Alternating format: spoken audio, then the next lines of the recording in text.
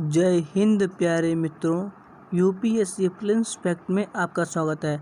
आज 3 टॉपिक को कवर करूंगा। पहला देखिए, आपके सामने लिखा हुआ है कथकली नृत्य। तो कथकली नृत्य में उस्ताद कुन्हरी रमन की मृत्यु हुई है, इनके बारे में जानेंगे। और कथकली नृत्य के साथ साथ अन्य कौन कौन से शास्त्रीय नृत्य हैं, केरल के नृत्य हैं, उनके बारे में जानेंगे। और प्रोजेक्ट रिहैब क्या है, इसके बारे में जानेंगे। और तीसरा टॉपिक क्या होगा, भाबर बांध कहाँ पर है, क्यों चर्चा में, इन सभी के बारे में जानेंगे। आइए चलते हैं ज्ञान की देवी माँ सरस्वती के साथ सीधे टॉपिक पर।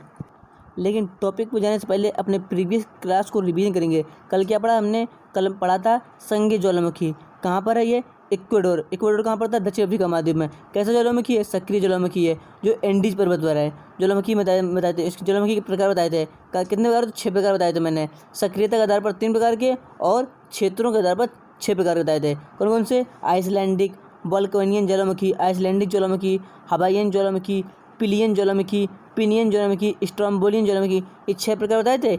अब इनको रीड करना। और आइए चलते हैं आज के टॉपिक पर। और संगे ज्वालामुखी कहाँ पर बताया? इक्वेडोर। और संगे नेशनल पार्क भी है, इसे संगे नेशनल पार्क भी है, जिसे विश्व धरोहर सूची में शामिल किया गया है। अब आइए आज के टॉपिक देखते हैं।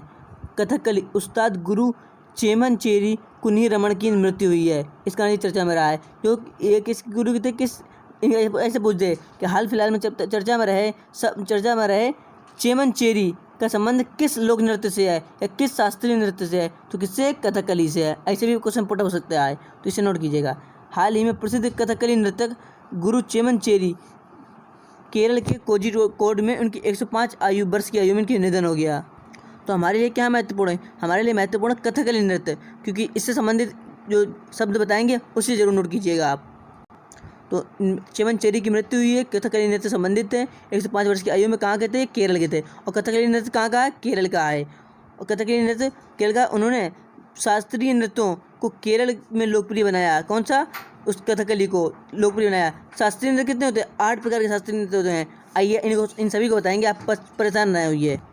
आइए देखते हैं कथकली में इन्होंने क्या योगदान दिया।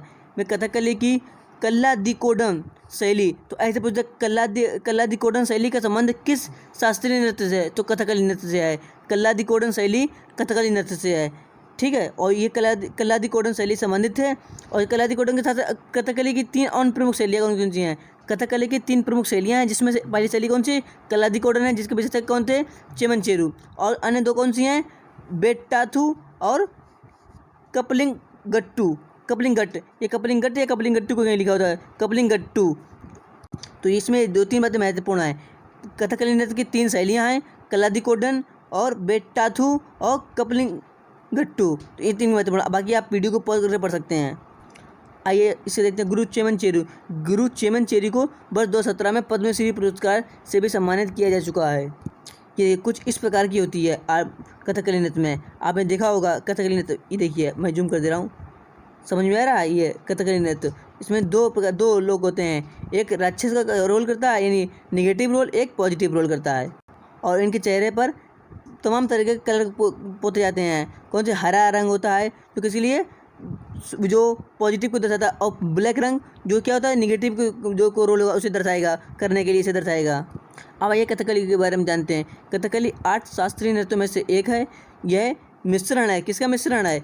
नृत्य का, संगीत का और अभिनय का। नृत्य, संगीत, अभिनय का मिश्रण। इसमें तीनों चीज़ें, नृत्य भी होता है, संगीत भी होता है और अभिनय भी होता है। इस नृत्य में कहानियों का नाटकीयकरण शामिल है, जो कहानियों को नाटक के माध्यम से प्रस्तुत किया जाता है। जैसे ज़्यादातर भारतीय महाकाव्यों, जैसे महाभारत हुआ, पुराण हुआ, इनसे संबंधित कोई टॉपिक ले लेते हैं, उस पर अपना अभिनय दिखाते हैं। आमतौर पर प्रस्तुत की गई भूमिकाओं में राजा, देवता या राक्षस शामिल होते हैं। कथकली में एक गायक कथा सुनाता है, यानी ये वर्णन करता है, और तालवादक यंत्र बजाते हैं, यानी 2 तरह, एक कथा सुनाएगा और एक जो यंत्र बजाएगा, जो बैकग्राउंड की ध्वनि निकालेगा। कथकली में भारी मेकअप किया जाता है। क्यों किया जाता है? कि इसमें विभिन्न मानसिक अवस्थितियों को, जिससे मेकअप किया जाएगा उस हिसाब से मानसिक स्थितियों को इंगित करने के लिए चेहरे पर अलग अलग रंगों का उपयोग किया जाता है। उदाहरण के लिए हरा रंग सज्जनता का और काला रंग दुष्टता के लिए प्रतीक बनाया जाता है। क्योंकि जब कोई हरा रंग की ज़्यादा महत्व दिया जाएगा, यानी सब सज्जन का कोई रोल करेंगे। जब कोई दुष्टता का रोल करेंगे तो काला रंग जो आँख के पास दिखाया था उसका काम होगा। अब आइए देखते हैं भारत के 8 शास्त्रीय नृत्य। पहला भरतनाट्यम तमिलनाडु में, कथकली केरल में और कथक उत्तर भारत विशेषतः यूपी में, कथकली केरल जिसकी बात हो रही है, मोहिनीअट्टम केरल, कुचिपुड़ी केरल, इसे कुचिपुड़ी को देव नृत्य भी कहते हैं, देव नृत्य है, ठीक है। और उसके बाद ओडिसी और फिर सत्रिया और फिर मणिपुरी। सत्रिया का एग्जाम में पूछा जा चुका है, प्रीवियस क्वेश्चन पेपर देखना आप, यूपीएससी ने पूछा था। सत्रिया नृत्य है क्या है? शास्त्रीय नृत्य ये है, ठीक है, लोक नृत्य नहीं, शास्त्रीय नृत्य। मणिपुर शास्त्रीय नृत्य। इन सभी ये 8 कौन से हैं? ये 8 शास्त्रीय नृत्य हैं। कौन कौन से शास्त्रीय नृत्य? 8 शास्त्रीय नृत्य, ये नोट कीजिएगा। अगला टॉपिक क्या है? Project rehab. प्रोजेक्ट रिहैब क्या है? यह पायलट परियोजना। रिहैब का फुल फॉर्म क्या होता है? Reducing elephant human attack using beast. इससे क्या होगा? कर्नाटक में शुरू किया गया। यह कहाँ शुरू किया गया? सबसे पहले कर्नाटक शुरू किया गया। और किसने शुरू किया है? आइए देखते हैं, पहले देखते हैं क्या है। मानव हाथी संघर्ष की घटनाओं में कमी लाने के लिए जंगल और गांव की परिधि क्या होता है? चारों ओर। गांव परिधि में गोला होता है, चारों ओर परिधि, तो जंगल या गांव के चारों ओर मधुमक्खियों के बॉक्स स्थापित किए जाएंगे। इससे क्या होगा? जब हाथी प्रवेश करेगा तो मधुमक्खी उन्हें उनकी मधुमक्खी की भिड़भिड़ाहट की आवाज़ से साथ ही साथ उनके जब लग जाएंगे, उन्हें काट लेंगी, तो मक्खी जो हाथी होंगे अपने आप भाग जाएंगे बिना नुकसान करे। तो हाथी मानव और पशु संघर्ष नहीं होगा, हाथी और मानव संघर्ष भी नहीं होगा, और मधुमक्खी से मधुमक्खी पालन भी हो जाएगा, यानी एक पंच दो काज हो जाएंगे। यह कहाँ किया जा रहा है? यह प्रोजेक्ट कर्नाटक के नागरहोल नेशनल पार्क और टाइगर रिजर्व की परिधि पर किया जाएगा, क्योंकि वहीं पर मानव हाथी संघर्ष ज़्यादा चिन्हित किया जाता है। इस कार्यक्रम में बस्तियों में हाथियों के हमले को विफल करने के लिए मधुमक्खियों द्वारा निर्मित एक बाड़ बनाने का कार्यक्रम किया जाएगा। मतलब जो बस्तियाँ होंगी जंगल के किनारे किनारे, मधुमक्खियों के छत्ते नहीं होते हैं, छत्ते टाइप में बाड़ बना दिए जाएंगे। तो मधुमक्खी जब जैसे यहाँ गाँव एक, यहाँ पर किनारे किनारे लगा दिए छत्ते, जब कोई हाथी अंदर प्रवेश करेगा तो मधुमक्खी वहाँ उसको काट लेंगी तो वो पूरा भाग जाएगा। और इससे क्या होगा? इससे शहद का भी उत्पादन होता रहेगा, तो किसानों की आय दोगुनी करने में सहायक होगा।